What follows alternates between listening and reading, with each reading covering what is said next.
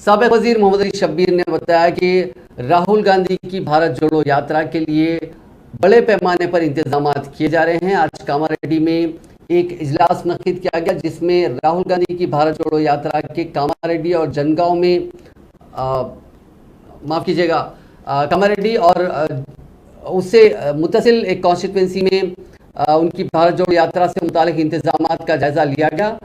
इसमें मुख्तलिफ फैसले लिए गए जिसमें राहुल गांधी के 69 किलोमीटर्स की कामारेड्डी की यात्रा को कैसे कामयाब बनाना है उस पर बातचीत की गई। साथ ही महाराष्ट्र के बॉर्डर तक जो रूट लगेगी उस रूट तक का इंस्पेक्शन भी किया गया।